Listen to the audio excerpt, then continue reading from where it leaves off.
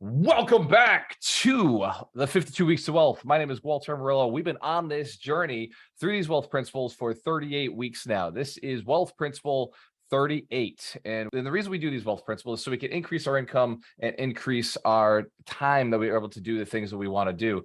Everybody in this room, everybody who's been on this call for the last year is focused on doubling their income and doubling their net worth. Hands to the camera if that is true. And we're on a mission to build 100 millionaires who are inspired to build 100 millionaires. So this year at the 100 Millionaires Summit, we focus on a product called Mastery. Who here knows that every master was once a disaster? True or true?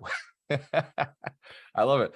So wealth principle 38, before we dive into it, I want to share a quick little story on how I discovered this principle. It wasn't common sense to me. Who here, like when you hear the words, sell your product before you buy or create it, you think that's impossible. Has anybody ever thought I can't buy or sell my product before I create it? Okay, a couple people. Millionaire wealth principle 38 is sell your product before you build or create it. And when I say product, it could be service. Sell your product or your service before you buy or create it. Too many people in this business, we're in real estate, right? We too often in this business will go out and work for free before we make any kind of money. Who here has ever said that before? Oh, I work, for free before I make any money. We lock it down. We invest. We are spending all this time and energy, and then eventually we make money if there was a client that wanted it, if we did a good job, and if we brought it to the marketplace on time. So some of those challenges can be beat by selling things, or at least presenting the sale and asking for money in advance. We call this pre-selling. Who here's ever bought something that was pre-sold before? A book or a video game or a ticket to an event?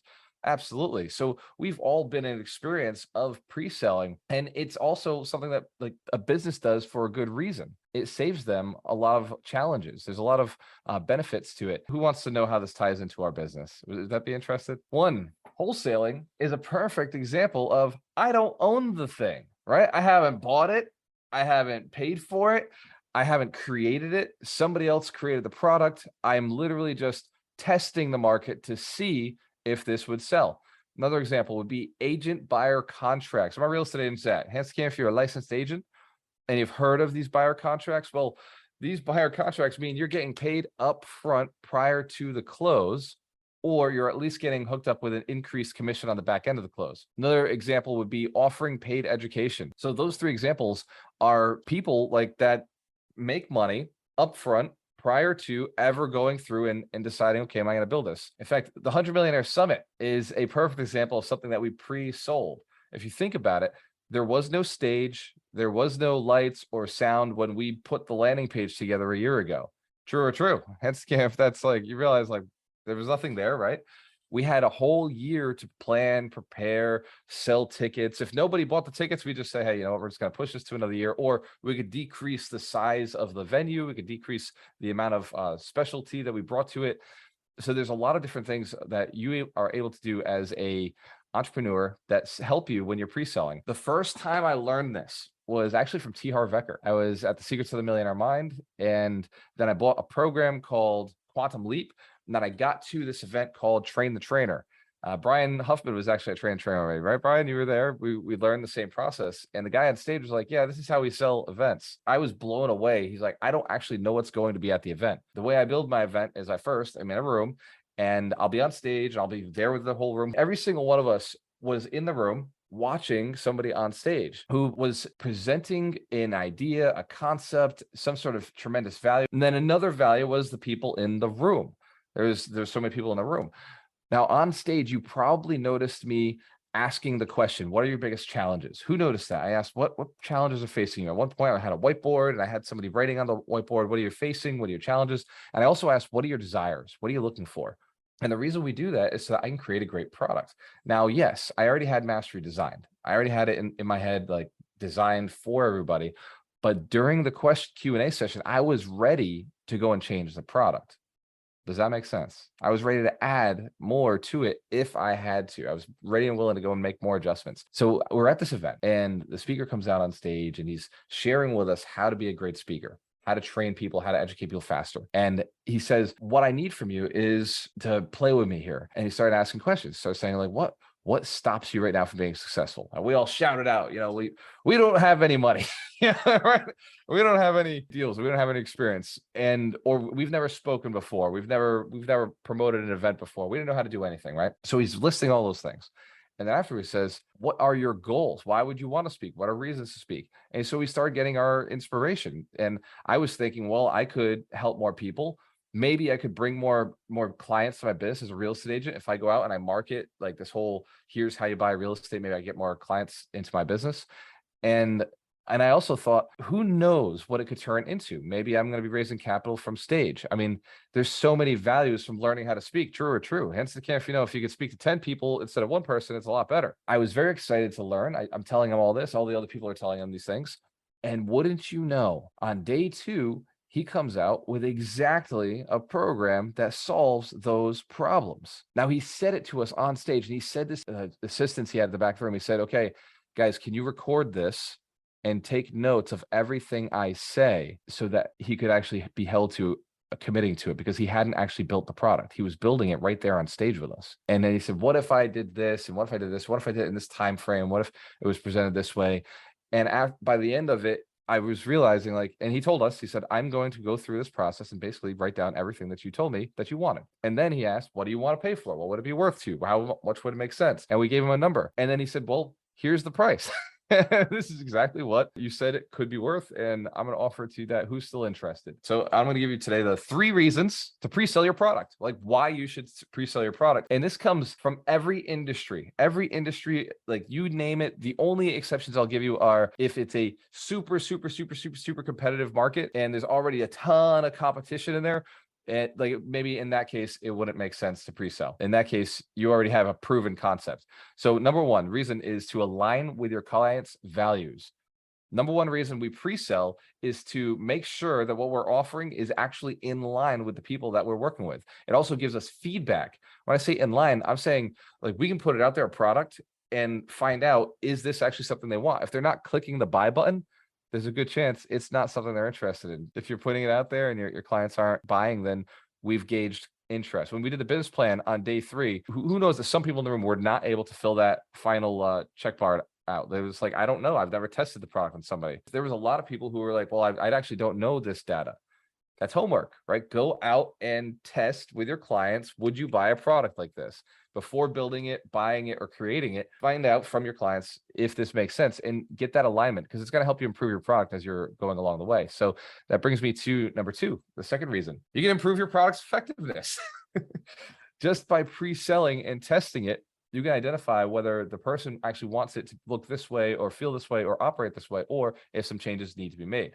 Hands to the camera if you've had to make some changes to your business or your product and services over the time you've been in business. And number 3 is minimizing your risk to the business. Some of us have to spend tens of thousands of dollars or hundreds of thousands of dollars in actually building our products and actually improving our products or getting them to the marketplace. So in order to save that, like reduce that risk, it makes a lot of sense to go and see, will the marketplace buy this? Remember, wholesaling is a no risk strategy, right? Hence, if you know a wholesaler, real estate wholesaler, who's thinking about like, I do this because there's no risk. You have literally no money on the table. Maybe you're $100 for the signed contract. You have no money on the table in order to generate a business that could make you on a sale anywhere between 5,000 to, I've heard of wholesale deals that are, 250,000. You've got to be in bigger deals to justify that. You're not going to make 250,000 on a house that's worth 250,000. True or true? It only works on bigger deals. You want those bigger commissions. There has to be the meat on the bone. Like for us, we see this as real estate investors. It's not easy, right? Every real estate investor is thinking, man, like I want to retire now. Like who here would love to have all your rental properties cash flowing, making all that money and be done with it, right? Like that's why we get into real estate. We want financial freedom. We want legacy. We want passive income so that we don't have to work. So we can do, ready for it, whatever we want, whenever we want, with whoever we want. Who defines freedom that way? The ability to do whatever you want, with whoever you want. Absolutely. So we all have this theme in common, but we know there's steps. We know there's some things that we have to do, some actions that have to be taken. And a lot of times, and I think at the summit, we really pounded on heavily the network. Who felt that at the summit, that we really were speaking deeply on you can have whatever you want when you have the people in your network that you can serve. When you get enough people who have the problems you're looking to solve, right? If you're looking to raise capital, the biggest problem your clients have is that they've got too much money and it's got to go get a return. And if you're in real estate, you got too much money and it's got to get exposure to real estate. Many times somebody sells a company, sells real estate, or sells stocks, or is way too exposed in stocks or crypto, and they just want to get a little bit more of that real estate hedge, that real estate safety. Hence, if you know right now, especially with the stock market down, that real estate's looking extremely attractive. It's just one of those investments that everybody is looking at saying, man, I wish I was more exposed to that right now. It seems to be doing very well. And all my real estate investor friends are crushing it, even with interest rates moving. We can talk about that later on. All questions on interest rates and inflation, we can talk about that later. I did a nice talk about it on Friday night at the 100 Millionaire Summit. And then it was cool because some of the other speakers, we didn't really collaborate on this, but some of the other speakers just validated everything that I was saying about the market and where we're at. And you can make money in a market like this, and you should make money in a market like this. If you're not making money in a recession, in a downturn with this much inflation, with interest rates rising, you're just not paying attention. You're just not building your network deep enough to get the deals. You're not building your network deep enough to go and get the money to do the deals. And this is my call to action for you now. Start now, right? Just start going out and building your relationships with people who have money, building your relationships with people who have deals. Wholesalers, realtors have deals, and then private investors have money. More millionaires are built in a downturn than any other time. So I'm glad that you're on board, because that's what we do. We build millionaires. And the easiest way to do it is in a recession. It's about educating yourself and taking the right actions. So there are a couple of steps to actually doing this. The first step, the 6 steps. So we're going to go through those 6 steps really right now, really quickly. Okay, like I said, it works for any product, but especially works very well in real estate. First, find out how the market describes their pain points. If you're working with motivated sellers and you're looking to acquire property, you've got to know what their issues are. Is it death, divorce, disease, denial? Is somebody lost a job? It's finances. Is there somebody who is just looking to live somewhere else? Maybe they want to move to Florida. Hence, if you know, a lot of people are moving to Florida. A ton of people moved to Florida during COVID, and a lot of businesses are moving to Florida just to get rid of taxes from Massachusetts and New York and Connecticut and some of these other states like California. So you're seeing a lot of people move. So there's reasons that property is being left behind. And right now, the baby boom generation is the biggest one. That one's coming, and they're going to be dropping a ton of real estate into the market. Find out what their challenges are. So step 1 is to find out how they describe their pain so that you can market to them, so you can build a relationship with them. Step 2, well, create a clear vision. The second step is to make sure that your vision is clear. In our business, we go and we build landing pages, or we do sheets. Sometimes it's just a clear description of something, but you must make sure that you're able to clearly define, clearly speak, or clearly visualize what you're looking to sell. Who's been to a mall and outside in the food court area, they've got these little trays and dishes with food or ice cream inside them? Who's ever seen those before? That's another way to get clarity around what the product is. They're using taste. They're saying, hey, here, taste a little bite. Let me know what you think.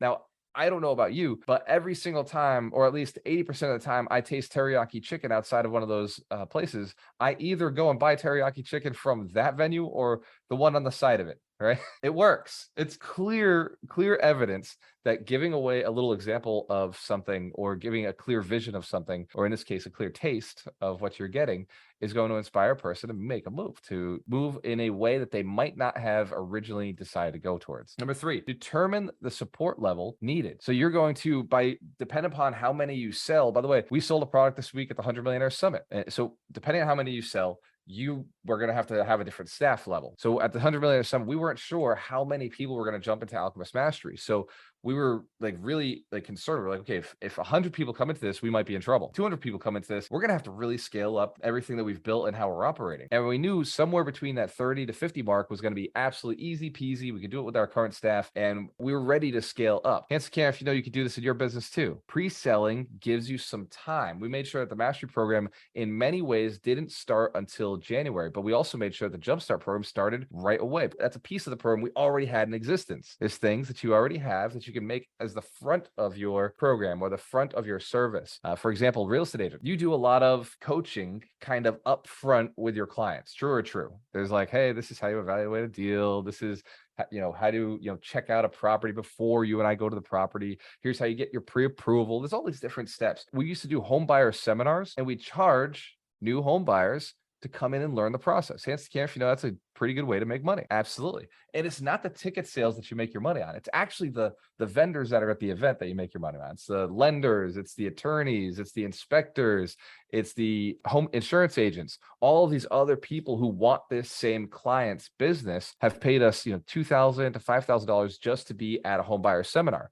And Karen, if you recognize you can make some money this way, if you're a real estate agent, you can make money up front to collect. One of my biggest things from the summit was I was like, dude, you got to get paid to do your marketing, right? You've got to get paid to do marketing. Otherwise, you're going to fall behind all the other agents who are already getting paid to do their marketing, or somebody who's been in the business for 10 years, 20 years, who has a big database. If you understand, you've got to be able to, person who makes more from the marketing or is able to make the most from their client is able to acquire the next client. So if you can actually make your marketing profitable, you're gonna do very well. So number 3 was determine the level of support needed so that you can make sure that you're able to deliver on a product. We always want to over deliver on something that we're offering. Number 4, create a sales page. Well, it's a step towards visualizing, right? It kind of goes back to number 2, which was create a vision. For most of us, a sales page for our process, for our product, our service is going to be a huge benefit. For the Alchemist Nation, right? Who here has been Alchemist Nation and has had to go in and log into something, right? That sales page gives us your contact information so we can follow up and build a deeper relationship. So your business, your model, in fact, most cryptocurrencies have just a landing page. All it is, before they even offer their blockchain, they're like, here's what it's going to look like. Here's what it will do. It's going to solve, and then Mitch Jorsky knows what I'm talking about, all the world's problems right here in 3 different bullet points. And that's every crypto page ever. And they say, we're going to do this. We're going to get all these users. We're going to do this thing. And you just got to invest now. And you're buying a cryptocurrency that doesn't even exist. In many cases, you're just putting money into an account and you hope that that cryptocurrency actually comes to fruition at some point. It's the same thing with wholesalers. You get your property, and a lot of wholesalers are so behind in the times. They're so outdated that they'll just text you like, here's the numbers of the property. Or they a lot of them are so uneducated that they'd just be like, hey, I got a wholesale deal. It's a property is worth $250 and you can get it for $180. And so I do like, I need more data. Hand scan, if you like more data from your wholesalers, send me a picture. Like, can I get some information on this thing? So a really smart wholesaler will actually go and put it online. And we've actually released at the summit, as our first release, is Alchemist Properties. Alchemist Properties is now an opportunity where you don't have to build a landing page. We've got the landing page built for you. And it's got a built-in search engine so that investment buyers like ourselves, cash buyers, can just go on and sort through all the inventory of the properties that are on the market. If you haven't already checked out Alchemist Properties, you go to alchemiststation.com, go down on the left side, the tab, and just hit Alchemist Properties. And you can search the inventory that is already been uploaded. You see like properties are in Florida. And it's really cool because the biggest problem with wholesalers is their technology. Most wholesalers are just not tech savvy. Hence, Cam, that's true. Most like wholesalers are just really good at finding the deals. They're not so good at dispositioning the deals. And for us to be like, okay, go build a landing page for every property, or go build a landing page of your properties would be just, it would stop every wholesaler dead in their tracks. True or true? Like most of them just don't have that ability. It allows you, if you're wholesaling, to already put your property out there and get this beautiful landing page. I'm not going to show it now, but you can go to alchemistproperties.net, or you just go to Alchemist Station on the left side. You can go and check it out yourself. I revealed the whole thing at the summit, and I thought it was super cool because I got to release the technology. But the reason we do it is your landing page is going to show somebody what is involved. For coaches, trainers, speakers, go look at the 100 Millionaires Summit landing page. Go to I Build Millionaires, that landing page, and you can see like we're sharing a little bit of knowledge, information of why somebody should click on this thing that we're offering. Number 5, launch the pre-sale. Perfect example is a book, right? Like Michael Shine just launched his book this week at the 100 Millionaires Summit. You can now go buy it on Kindle, which, by the way, Mike, I know you've got a different book of the week, but can you just for a second share a little bit about your new partnership book? If you want to learn more about partnerships, go read Mike's book. Hands to the camera if that makes a lot of sense. Like he's kind of the best in partnerships. He's got all his businesses are partnerships. Hey, so it's just kind of my journey with partnerships and the lessons I've learned. So that's a quick little summary. When we launch the pre-sale, we're usually saying something like early bird special, or get it before everybody else does. Yeah, fast track to millions, how to profit through partnerships. And the reason we titled it that was because it really accelerated everything I was doing. Walter was talking 5 to 7 years, or maybe 3 to 5 years. And suddenly through Alchemist Nation, I started getting into partnerships and it just accelerated everything. So yeah, it's a lot of fun, tells my story, but it also tells you what red flags to avoid and also what green lights to go through. So yeah, get it on Kindle right now. Number 6, close it out and collect the feedback. After you've done your pre-sale, by the way, I'm going to give you a perfect example. I love this. Who remembers the recession-proof challenge? Who's been a part of it already? Hands down if you've done the recession-proof challenge. Awesome. So the recession-proof challenge, all it was a landing page. It was literally a landing page. And then once people started signing up, me and Andrew started building the course because we had 2 weeks. We gave ourselves 2 weeks to pre-sell the course, make sure that it was something that people were interested in. And then once we realized the 2 weeks were like, people were like, we had, I think, 70 people sign up in the first 2 weeks. Hands down if that's a pretty good response for a course. We thought so, especially for like a course that's never been run before, beta test. So we had 70 people show up and we said, man, we got to go do this. And we made it a 30-day challenge. I was talking to Andrew this week and he was telling me, he's like, I think we could cut it down to 21 days. And now that we've run it 3 times, we understand some of the gaps, some of the challenges, some of the opportunities, and we think we can more efficiently teach the process and get everybody going in 21 days. Hands to the camera if that's a pretty cool rendition. Like one of the benefits of pre-selling it is we got an idea of where our audience was. But one of the other benefits of actually running it was we were able to collect a lot of feedback. We were able to get a lot of information. And when you pre-sell, like you'll start getting people asking you questions. So all of that feedback has helped us with the development of the product. All of that like information that people have sent over has now, our alchemists, right, are letting us know how we can improve what we're already sold.